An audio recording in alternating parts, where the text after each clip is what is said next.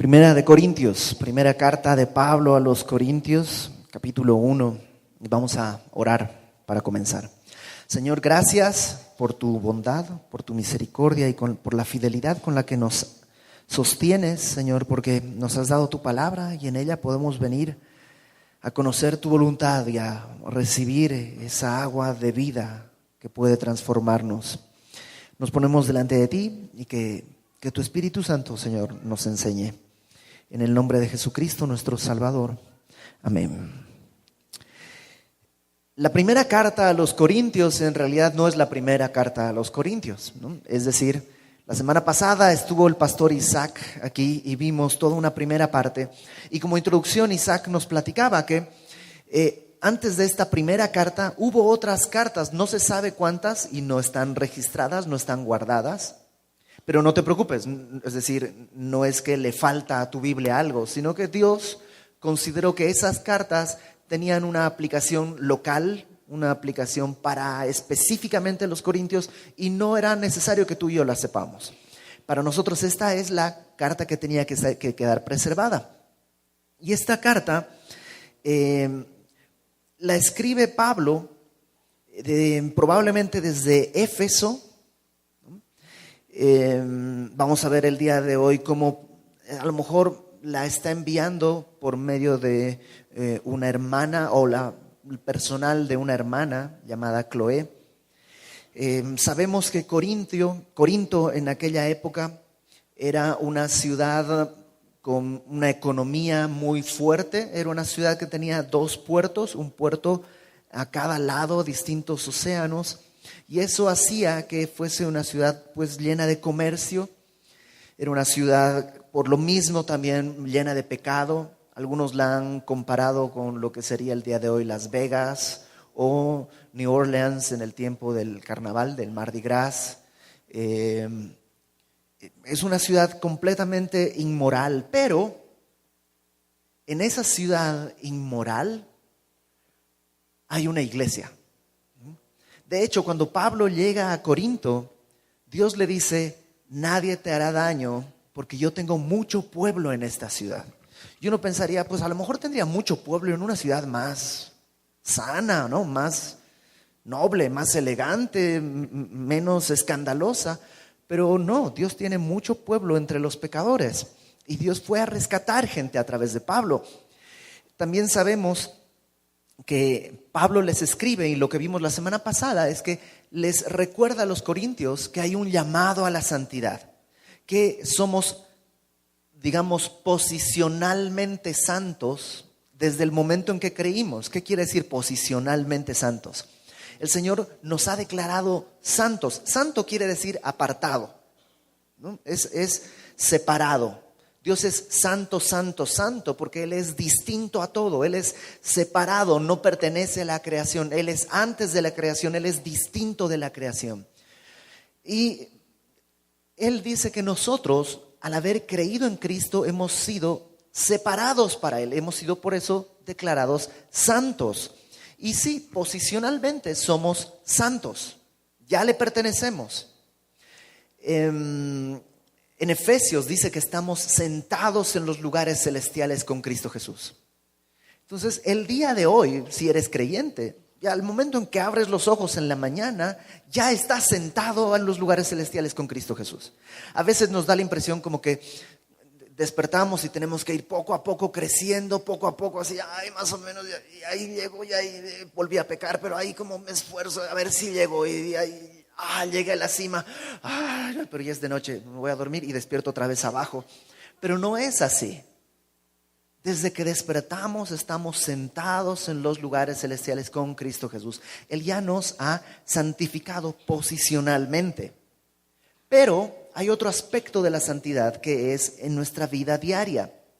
Y en ese aspecto la santidad es un proceso al que Dios nos llama. Es un cambio al que Dios nos llama. Si tú le entregaste tu vida a Cristo hace años, hay cosas que has ido dejando de hacer poco a poco, espero. Porque si no has estado dejando de hacer cosas, en realidad a lo mejor no has sido salvo. Creíste que fuiste salvo, pero no lo eres.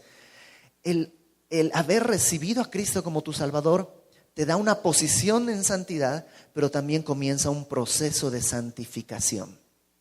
Y la mejor manera que yo encuentro para explicar esto de la santidad es, en casa nosotros tenemos una jarra de agua, es decir, ahí ponemos agua. No ponemos tang o jugos o licuados o nada, solamente agua para que pues nunca agarre esa jarra el sabor de nada más. Entonces, esa jarra, déjame decir así, está santificada para el agua, está apartada para el agua. No sirve para otro, o sea, sí puede servir. O sea, puede servir para cualquier otra bebida, incluso puede servir como arma contundente, ¿no? O sea, puede servir de muchas cosas, pero está apartada para un propósito: servir agua. Ok, cuando Dios nos santifica, posicionalmente nos ha dado su gloria, estamos sentados en los lugares celestiales, pero en la vida práctica, esta jarra, ¿no? Este vaso de barro que dice Pablo, tiene que poco a poco dejar de ser usado para tantas cosas que fue usada. Mi vida fue puesta en manos del pecado por tantos años que cuando vengo a Cristo, poco a poco empiezan mis ojos a santificarse, mi vocabulario, mis manos, mis intenciones, mi corazón, etc. Entonces hay un llamado a la santidad. Y luego vimos la semana pasada que para este llamado Dios nos proveyó dones, gracia, ciencia, palabra, nos dio una perspectiva de su regreso, nos dio todo. Y al final, la semana pasada veían con Isaac que Dios nos muestra cómo llevar esta santidad día con día, que es en comunión con Cristo Jesús. Y eso es un resumen básicamente de la enseñanza de la semana pasada. Ahora, antes de entrar a lo que sigue, esta carta que Pablo escribe a los Corintios está dividida en dos mitades, ¿no? La primera parte es del capítulo 1 al capítulo 6 y luego del 7 al 16. En esta primera parte, Pablo va a decirles cosas importantes. ¿Por qué? En estas correspondencias que se habían enviado, le llegan a Pablo unas preguntas de los de Corinto. Preguntas, pues, válidas, ¿no? ¿Puedo casar a mi hija o no la caso? ¿Puedo comer de lo sacrificado a los ídolos? ¿Cómo manejo mi economía? Cosas que son válidas. Algunas preguntas importantes, otras muy teológicas, pero le llegan esas preguntas. Pablo, antes de contestar esas preguntas, va a hablarles de algo más importante, que es capítulos 1 al 6. Problemas que estaban ocurriendo en la iglesia y que ellos no se daban cuenta. Y a veces nos pasa eso. Cuando una persona, y no te estoy diciendo que no vengas a preguntarme, pero suele suceder, no siempre, pero suele suceder. Cuando una persona viene y hace preguntas teológicas muy profundas, oye, Iber, mira, no sé, los ángeles pueden volar para atrás, o sea, tienes preguntas a veces así, muy cómicas, y otras muy profundas. Muchas veces lo que está haciendo eso es esconder una realidad muy sencilla, pero equivocada hasta en nuestro corazón. Personas que son infieles a su esposa, hombres infieles a su esposa, de pronto están preguntándose cosas. Oye, y en Apocalipsis los 144, oye, no importan los 144,000. Estás fallando en algo básico, en el amor a quien Dios ha puesto a tu lado. Y un poco hay este modelo. Entonces creo que es importante que nos cuestionemos si nuestras dudas que podemos tener acerca de la Biblia, acerca de doctrina, son una excusa para esconder lo fundamental o no. Porque, ¿sabes? Dios te las va a contestar porque es bueno, pero primero quiere tratar lo fundamental. Y así hace Pablo. En la primera parte va a tratar temas que ellos no están viendo. Y en la segunda parte, que el capítulo 7 en adelante, les va a decir, ok, según lo que me habían preguntado, estas son las respuestas que yo considero. Entonces, capítulo 1, versículo 10. Aquí está, después de este llamado a la santidad, el primer tema que Pablo toma de los problemas de Corinto. Dice capítulo 1, versículo 10. Os ruego pues, hermanos, por el nombre de nuestro Señor Jesucristo, que habléis todos una misma cosa y que no haya entre vosotros divisiones, sino que estéis perfectamente unidos en una misma mente y en un mismo parecer. En primer lugar, Pablo es apóstol. Pablo fue llamado, dice en el versículo 1, llamado a ser apóstol de Jesucristo por la voluntad de Dios. Ni siquiera es que Pablo quería ser apóstol. A él lo llamaron para ser apóstol. Pero como apóstol, él no dice, oigan, les voy a dar una orden. Sino, dice el verso 10, os ruego. ¿Por qué? ¿Por qué Pablo no ejerce su autoridad apostólica? Porque lo que va a tratar son temas que no se pueden imponer. O sea, si tienes hijos, y alguna vez han peleado tus hijos, sabes que una de las cosas con las que tienes que luchar es la tentación de decirles, a ver, siéntense. Ya, pídele perdón. Perdón. Tú pídele perdón. Perdón. Okay. Dense la mano. Listo. Ya, resolví mi problema. ¿Sabes qué? No resolviste nada. El problema sigue ahí. Se escondió, pero ¿por qué? Porque usaste, permíteme así decirlo, tu autoridad y conseguiste una obediencia superficial. Pablo no usa su autoridad. No dice, soy apóstol y así se van a hacer las cosas. Pablo dice, les ruego. Tiene que surgir de su corazón. Les ruego, ¿qué cosa? Antes de qué cosa, les dice, por el nombre de nuestro Señor Jesucristo. No por mi honra, que van a decir la iglesia que yo fundé, ¿cómo está? No por la honra de Corinto, no por la honra de los de la iglesia, sino simplemente te ruego por el nombre del Señor Jesús. Se trata de la honra de Cristo. ¿Qué cosa? Que hablen una cosa y que no haya divisiones. Que no haya divisiones. No se trata de que haya uniformidad, pero sí tiene que haber unanimidad. En una iglesia, y no solo en una congregación como Semilla de Mostaza Querétaro, sino en la iglesia de Cristo debe haber una unanimidad. La variedad es buena. A Dios le encanta la variedad. De hecho, Él la inventó así. Y en el cielo, cuando estemos delante de Él, si quieres acompañarnos en Apocalipsis a partir del miércoles, en el cielo vamos a ver gente de toda raza, de toda lengua. O sea, en el cielo no se acaba la diversidad. Entonces Dios dice, a través de Pablo, les ruego que no haya entre vosotros divisiones, sino que estéis perfectamente unidos en una misma mente y en un mismo parecer. Lo que tiene que haber de unanimidad tiene que ver con una mente y un parecer. Déjame decirlo de otra manera, propósito. Podemos tener muchas variantes en muchas cosas, pero debemos tener un mismo propósito, una misma mente, un mismo propósito. ¿Cuál es esta mente y cuál es este propósito? ¿El del pastor? No. El pastor también tiene que someterse a esta misma mente y a este mismo propósito. En Filipenses capítulo 2, creo que encontramos la respuesta. Filipenses 2, versículo 3. La carta de Pablo a los Filipenses en el capítulo 2, versículo 3, dice, nada hagáis por contienda o por vanagloria, antes bien con humildad, estimando cada uno a los demás como superiores a sí mismo. Eso es importante. No tienen que ser las cosas por contienda o vanagloria, sino ver a los demás como superiores a uno mismo. No mirando, verso 4, cada uno por lo suyo propio, sino cada cual también por lo de los otros, sin egoísmo. Verso 5, haya pues en vosotros este sentir, la palabra sentir ahí es mente, haya en ustedes esta mente que hubo también en Cristo Jesús. O sea, esto primero que nos dice, no hagáis por contienda, no por vanagloria, con humildad, estimando a los demás como superiores. Esto es la mente de Cristo. Y Pablo dice, esta mente también debe estar en ustedes. Haya en vosotros este mismo sentir, esta misma mente que hubo también en Cristo Jesús. ¿Cómo expresó Jesús esta mente?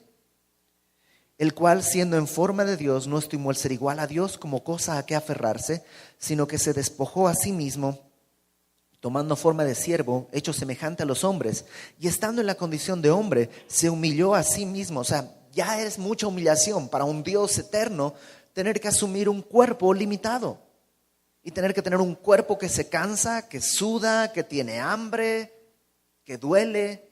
Ya es mucha humillación, pero estando aún en esa humillación, se humilló hasta lo sumo, hasta la muerte y muerte de cruz. Entonces, esa es la mente que Pablo les dice a los corintios que tienen que tener. Cuando dice, con una misma mente y un mismo propósito, piensa en eso, Filipenses 2. Esa es la mente. ¿Por qué? ¿Qué es lo que estaba sucediendo? Versículo 11 del capítulo 1. He sido informado acerca de vosotros, hermanos míos, por los de Cloé, que hay entre vosotros contiendas. No sabemos quién, la familia de Cloé le llevó este reporte a Pablo diciéndole, en la iglesia allá hay mucha contienda. Pleito, literalmente son pleitos. Quiero decir, cada uno de vosotros dice, yo soy de Pablo, y yo de Apolos, y yo de Cefas, y yo de Cristo. ¿Qué es lo que estaba pasando en la iglesia de Corinto? A Corinto había llegado Pablo, él fundó la iglesia, pero después de él llegó Apolos, que si tú lo recuerdas cuando estudiamos en Hechos, Apolos era un varón, dice, elocuente, poderoso en las escrituras, enseñado, o sea, era una persona realmente que predicaba impresionante. Por las cartas que conocemos, algunas cosas que sabemos, Pablo no predicaba muy bonito, era torpe al hablar, pero Apolos era un gran orador. Y seguramente Pedro también pasó por ahí en algún momento. Y eso hizo que la gente de la iglesia se dividiera. Y dijeran, no, yo soy de Pablo. Otros, no, yo soy de Cefas, es Pedro Cefas, ¿no? Otros, yo soy de Apolos. Y otros, los que se creían los más espirituales, no, miren, yo no tengo pastor humano, yo soy de Cristo, ¿no? Y esos son los peores. ¿Qué es lo que está pasando? El problema no es que haya preferencias. O sea, la verdad, yo tengo preferencias. Me gusta que predique fulanito, me gusta cómo predica sutanito. Ese no es un problema. Otra vez, la diversidad está bien. ¿Sabes cuál es el problema? Que ellos estaban enfocados en sí mismos. No se trata de que Pablo es mejor, sino yo soy mejor porque he entendido que Pablo es mejor. Yo soy mejor porque estoy del lado de Pedro. Yo soy mejor porque... Echaron a competir a Pedro, Pablo, a Apolos, como si ellos estuvieran en una carrera y los corintios estuvieran apostando a su ganador. Y entre uno al otro se decía, yo gané. No, yo gané. Parece el debate político. Yo gané. Otra vez, ¿qué vimos en Filipenses 2? Tiene que haber una misma mente, estimando a los demás como superiores a sí mismo. ¿Te imaginas que nuestros políticos entendieran eso? Que puedan estimar a los demás como superiores a sí mismos. Bueno, eso estaba pasando en la iglesia. A lo mejor algunos decían, Pablo fundó la iglesia, así que yo soy de Pablo. Sí, pero Pablo predica bien feo, en cambio yo soy de Apolos. Apolos predica, no, cuando predica Apolos bajan los ángeles, ¿no? Y otros, no, pero sí, predica muy chido y todo. Pero Pedro es el que tiene las llaves del cielo. El Señor Jesús le dio las llaves del cielo. Y otros diciendo, no, yo soy de Cristo. Pero el problema no es que es de Cristo, porque Cristo no divide su iglesia. Todos están enfocados en sí mismo. Entonces Pablo dice, versículo 13, ¿acaso está dividido Cristo? ¿Fue crucificado Pablo por vosotros? ¿O fuisteis bautizados en el nombre de Pablo? O sea, ¿por qué nos están echando a competir?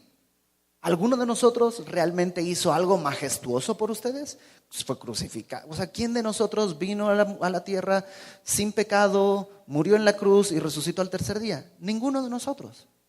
Entonces, ¿por qué nos echan a competir? Dice Pablo, verso 14, doy gracias a Dios de que a ninguno de vosotros se he bautizado, sino a Crispo y a Gayo, para que ninguno diga que fuisteis bautizados en mi nombre. También bauticé a la familia de Estéfanas. De los demás, no sé si he bautizado a algún otro.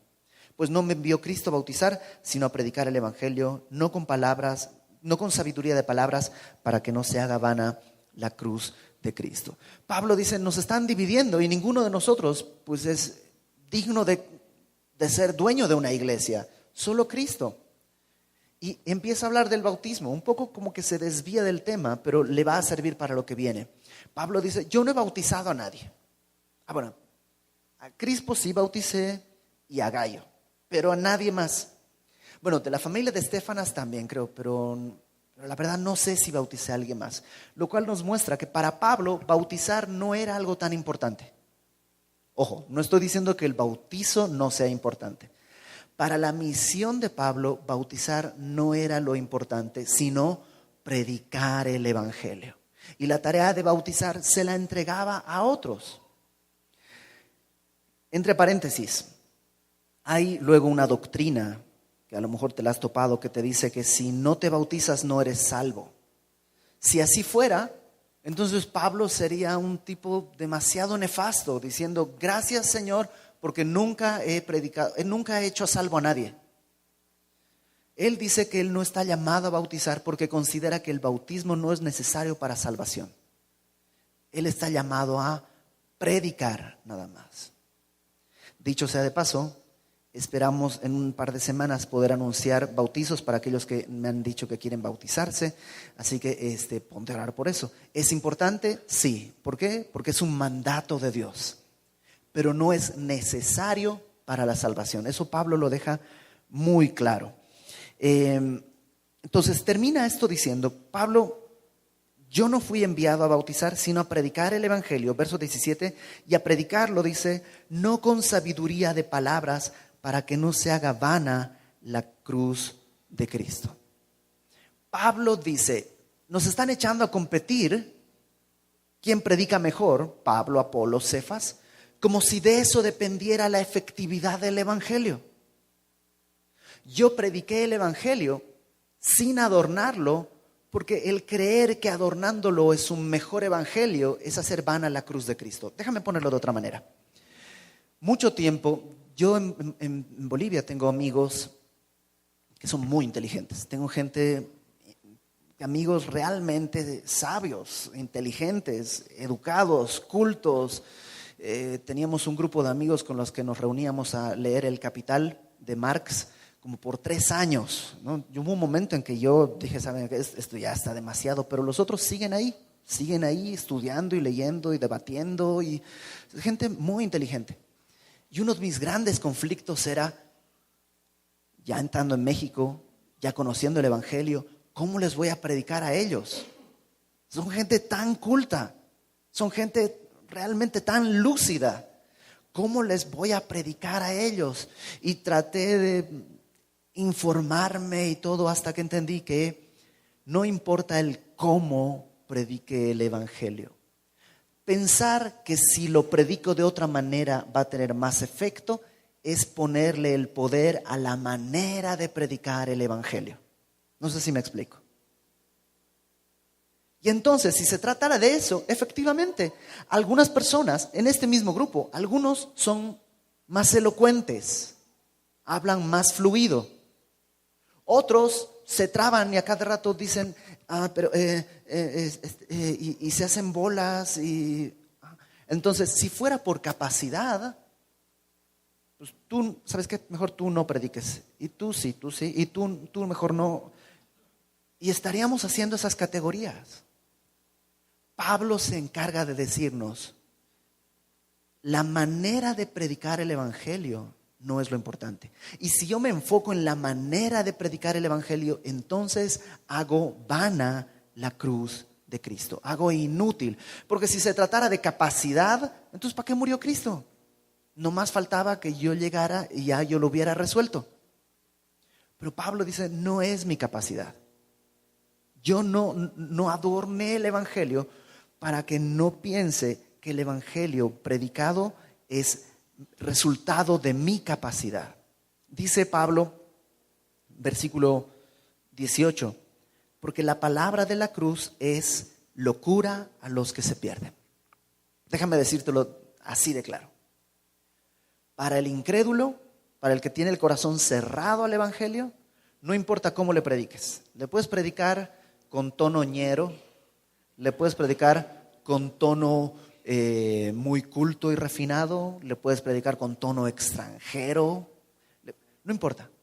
Para el que está escuchando y se está perdiendo, siempre va a ser una locura, literalmente una bobería, una necedad. Pero a los que se salvan, literalmente a los que se están salvando, esto es a nosotros, el evangelio es poder de Dios. Y literalmente quiere decir, es capacidad de Dios, es la habilidad que Dios nos ha dado, es la fuerza para seguir adelante. Hay una frase que me gusta, dicen, alguien puede predicar mejor el evangelio, pero nadie puede predicar un mejor evangelio. Déjame que lo digo de nuevo. Alguien puede predicar mejor el evangelio, pero nadie puede predicar un mejor evangelio. El evangelio que tenemos es el que todos manejamos. Siempre va a ser locura para los que se pierden. Y ¿sabes qué? Dios lo diseñó de esa manera. Fíjate lo que dice. Verso 19. Pues está escrito, destruiré la sabiduría de los sabios y desecharé el entendimiento de los entendidos. ¿Dónde está el sabio? ¿Dónde está el escriba? ¿Dónde está el disputador de este siglo? ¿No ha enloquecido Dios la sabiduría del mundo? Pablo dice, esto de que la palabra de la cruz es locura, una insensatez para la gente, estaba escrito. Desde antes Dios dijo que así iba a ser, no es un accidente. A veces pensamos, no, si Cristo hubiera venido en este tiempo, tal vez ya con nuestro entendimiento más refinado hubiéramos... No, sería lo mismo. Estaba escrito que la gente iba a rechazar el evangelio. Porque dice, y cita al profeta Isaías, destruiré la sabiduría de los sabios y desecharé el entendimiento de los entendidos. ¿Sabes en qué contexto lo dice Isaías? Isaías dice esto cuando el pueblo estaba viviendo un tiempo de mucha religiosidad. Cumplían sus sacrificios, pero su corazón estaba lejos de Dios. Y Dios dice, su corazón está lejos de mí. Por eso voy a hacer algo que los va a sorprender. Ellos piensan, ya cumplí, soy muy sabio, le cumplí a Dios y ahora puedo vivir mi vida. Pero entonces Dios dice, voy a hacer algo que es mucho más sabio que ellos, los voy a confundir para que su sabiduría no alcance. ¿Dónde está el sabio? ¿Dónde está el escriba? Y lo hemos visto de muchas maneras, ¿no? Gente que va a la universidad, tiene 50 doctorados, 30 carreras, ha leído 2000 libros y no es capaz de amar a su prójimo. No es capaz de amar a su esposa, no es capaz de amar a sus hijos, algo que hacen los animales. Pero no es capaz. ¿Por qué? Porque dice Romanos capítulo 1, pretendiendo ser sabios, se envanecieron en sus razonamientos y su necio corazón fue entenebrecido, se llenó de tinieblas. Y por eso dice Pablo, ¿dónde está el sabio? ¿Dónde está el escriba? Pues están perdidos. ¿Dónde está el disputador de este siglo? Aquel que debate. Y todos tenemos a alguien cerca que le gusta debatir. A ver, una vez una persona me dice, a ver, Iber, pues evangelízame. Y así, no. ¿Cómo que no? ¿No es tu trabajo?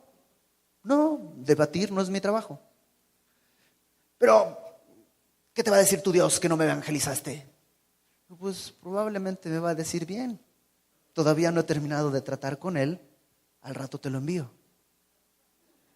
O sea, puedes ponerte a pelear, pero no hay manera de ganar esa batalla. ¿Por qué? Porque esa gente está confiando en su sabiduría. Fíjate lo que dice Pablo. Verso 21. Ya que en la sabiduría de Dios, o sea, en la gran sabiduría que Dios tiene, el mundo no conoció a Dios mediante la sabiduría, agradó a Dios salvar a los creyentes por la locura de la predicación. O sea, Dios lo hizo de esta manera en su sabiduría, no es un accidente.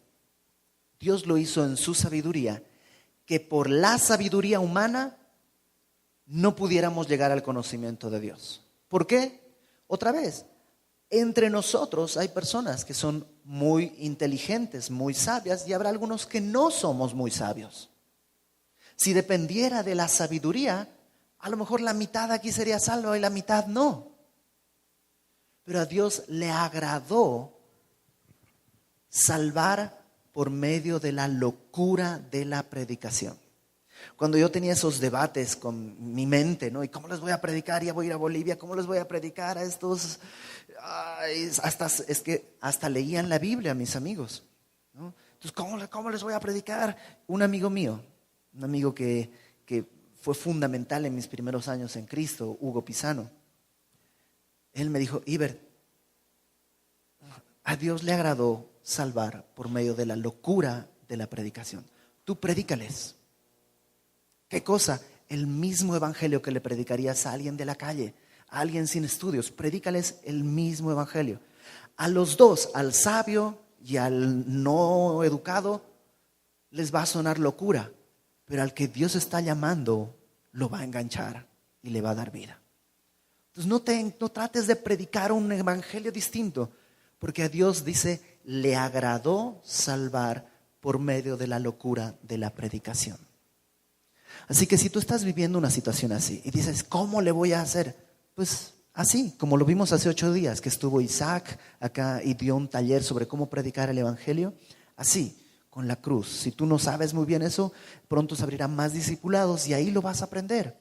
Es muy sencillo y es poderoso para salvar. Dice Pablo, a Dios le agradó salvar a los creyentes por la locura de la predicación, porque los judíos piden señales y los griegos buscan sabiduría.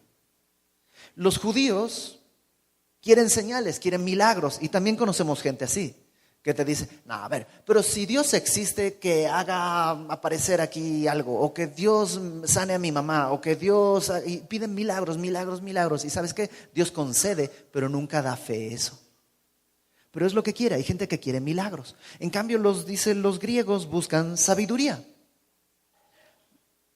Los judíos piden señales, los griegos buscan sabiduría. Los griegos, ustedes saben, tenían, de hecho, filosofía, es amor a la sabiduría. Y los griegos eran especialistas en eso. Y querían conocimiento y conocimiento y conocimiento. Y tú y yo conocemos gente que dice, no, yo quiero entender. Y están enamorados del conocimiento. Pero ¿sabes? El evangelio es lo contrario a esas dos cosas. El evangelio no es algo espectacularmente milagroso. Espectacularmente milagroso sería que Cristo hubiera descendido en un rayo. Eso sería, pero cuando tú dices, no, pues el Mesías vino, fue a la cruz, murió por nuestros pecados, eso no es milagrosamente espectacular. Y tampoco es de gran sabiduría. Nuestros hijos en Club Semilla lo entienden. Y muchos de ellos lo pueden predicar.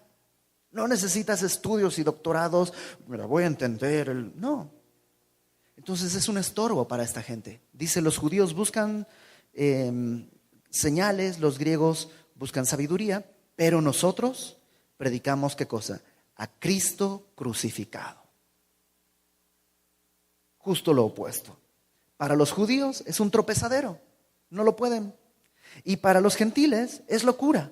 Pero para los llamados, judíos como griegos, Cristo, poder de Dios y sabiduría de Dios.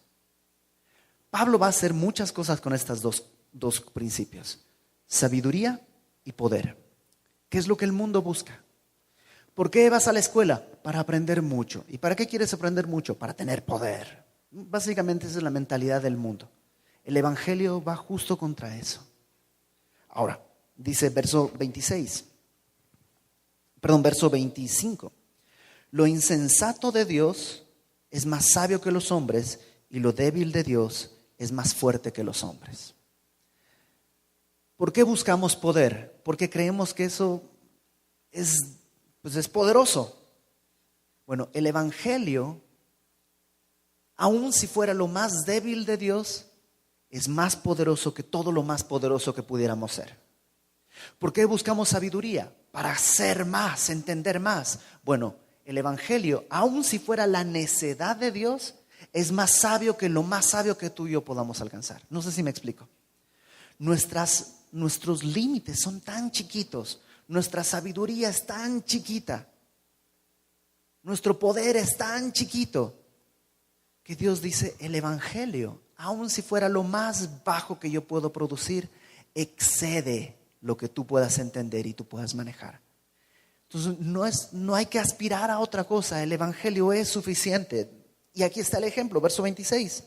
Pues mirad, hermanos, vuestra vocación. Literalmente el llamado. Miren ustedes su llamado. No sois muchos sabios según la carne, ni muchos poderosos, ni muchos nobles. Y eso es un patrón hasta el día de hoy. Si nos hacemos un censo, o sea, aquí no hay ningún premio Nobel. Y si hubiera, habría uno. No hay ningún poderoso. Somos gente normal, como el 99% de la población. Y Dios dice, no son muchos así. Dios puede escoger gente sabia y poderosa, sí. Pero para poder escogerla, esa gente tuvo que entender que su sabiduría y su poder no eran suficientes. Entonces dice, no son muchos así, verso 27, sino que lo necio del mundo escogió Dios para avergonzar a los sabios, y lo débil del mundo escogió Dios para avergonzar a lo fuerte. Y lo vil del mundo y lo menospreciado escogió Dios, y lo que no es para deshacer lo que es. Hace unos años cuentan, no sé si será cierto, pero cuentan que Isaac Perlman, un violinista espectacular, tocaba con un Stradivarius maravilloso. Entonces fue a un pueblo y lo anunciaron como Isaac Perlman con su Stradivarius en teatro, no sé qué tantos. Y fue ese día y estuvo ahí, tocó un par de canciones y la gente estaba, no, qué sonido, qué maravilla, no, es un Stradivarius. Para los que no sepan, Stradivarius es un violín carísimo, es una marca carísima. Oh, qué violín, no, parece que son ángeles cantando. Oh. Y terminó la primera obra y Isaac Perlman agarró su violín y lo tiró al piso así. ¡Praf! Y la gente se quedó así toda. Y dijo, ese violín lo compré ayer en una tiendita en $150. Y toda la gente se quedó así. Y con ese instrumento tan barato, ¿lograste hacerlo sonar tan bien? Sí, porque no se trata del violín, sino del violinista. Bueno, Dios escoge lo vil y lo menospreciado, lo débil. ¿Para qué? Para que ninguno de nosotros pueda decir, soy un Stradivarius. Dios agarra un violincito de la esquina de $2 y lo hace sonar como debe sonar. Y eso podemos verlo nosotros. Gente que no tiene estudios por distintas razones, no tiene una gran posición económica, no tiene un vocabulario majestuoso y espectacular, no viste necesariamente ropa fina, pero sabes, su vida es ordenada. Y nos avergüenza y nos hace pensar, ay, yo con todo lo que tengo, ay. ¿Por qué? Porque no está, cuando vivimos así estamos enfocándonos en nosotros mismos y hemos desechado el poder de la cruz y del evangelio. Pablo dice, escogió lo vil y lo menospreciado y lo que no es para deshacer lo que es, a fin de que nadie se jacte en su presencia, que nadie diga, yo soy un Stradivarius. Todos vamos a poder decir, yo soy un violincito de $2, pero que el maestro está tocando. Verso 30, mas por él estáis vosotros en Cristo Jesús. Es por Dios, no es por nuestros méritos, no es por nuestra capacidad, sino por Dios. Estamos en Cristo, el cual nos ha sido hecho por Dios sabiduría. O sea, sí, Dios escogió lo necio, pero no nos deja necios. O sea, Dios sí, si tú ves mi vida antes de Cristo, vas a decir, pero qué tonto que era. O sea, ¿a quién se le ocurre? ¿A quién se le ocurre vivir de esa manera? Y lo mismo podríamos decir de ti y de todos. Pero no es que ahora somos inteligentes, sino que Dios ha hecho que Cristo sea nuestra sabiduría. ¿Y sabes cómo se revela esa sabiduría? Dice, Él ha sido hecho por Dios sabiduría, justificación, santificación y redención. Yo no soy sabio, Cristo es sabio. Yo no soy justo, Cristo me ha justificado. Yo no soy santo, Él me ha santificado. Y redención es pagar el precio de un esclavo. Yo no puedo pagarme para rescatarme, Él me ha rescatado. ¿Te das cuenta? Volvemos a enfocarnos en Cristo. Entonces, ¿quién podría decir aquí, no, pues yo prefiero a fulanito, a sutanito, y dividirnos por eso? ¿Por qué? Como si alguno de ellos tuviera el poder. Es Cristo la sabiduría. Cuando alguien desde el púlpito habla y tú dices, wow, lo entendí, no es el predicador, Cristo es la sabiduría. Y rápidamente, justificación, santificación y redención son las 3 etapas de la vida a la salvación que Dios nos llama. Justificación es lo que Dios hizo con Cristo en la cruz, nos justificó. Santificación es lo que estamos viviendo, este proceso que te decía al principio, por medio del cual vamos soltando parte del pecado y vamos caminando cada vez más parecidos a Él. Y redención es lo que anhelamos. Un día abandonar este cuerpo. La justificación me hizo libre de la paga del pecado. La santificación me hace libre del poder del pecado. Y la redención un día me hará libre de la presencia del pecado. Todo esto, ¿quién lo hace? Dios a través de Cristo. Por eso dice el verso 30. Estáis vosotros en Cristo Jesús, el cual nos ha sido hecho por Dios sabiduría, justificación, santificación y redención. ¿Para qué? Para que, como está escrito, el que se gloría, gloríese en el Señor. No en Pablo, no en Cefas, no en Apolos. Déjame terminar con esto. Tenemos que tener cuidado con el orgullo, porque el orgullo puede llevarnos a dividir el cuerpo de Cristo. Y cuando se divide el cuerpo de Cristo, ¿quién sangra? Cristo mismo. Cristo mismo.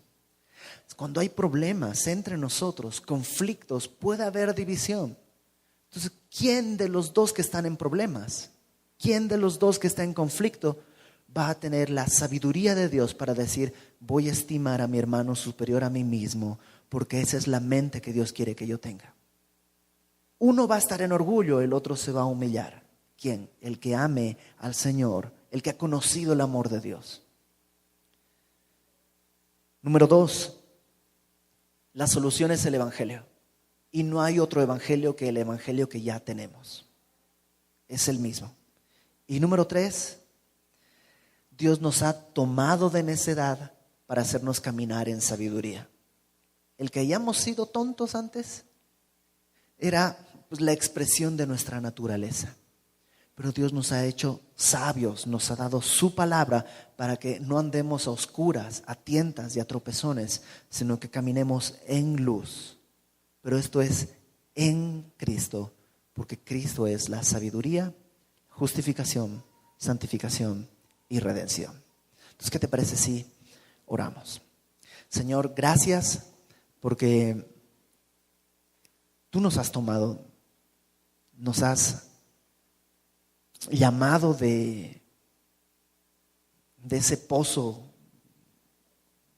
un pozo de desesperación y de necedad en el que estábamos, y nos has dado una nueva vida. Gracias, Señor. Ahora queremos caminar en esta nueva vida, guiados por tu Espíritu y para tu gloria. Santifícanos y abre nuestra boca para la predicación de tu Evangelio, para que otros vengan, Señor, al conocimiento de esta sabiduría.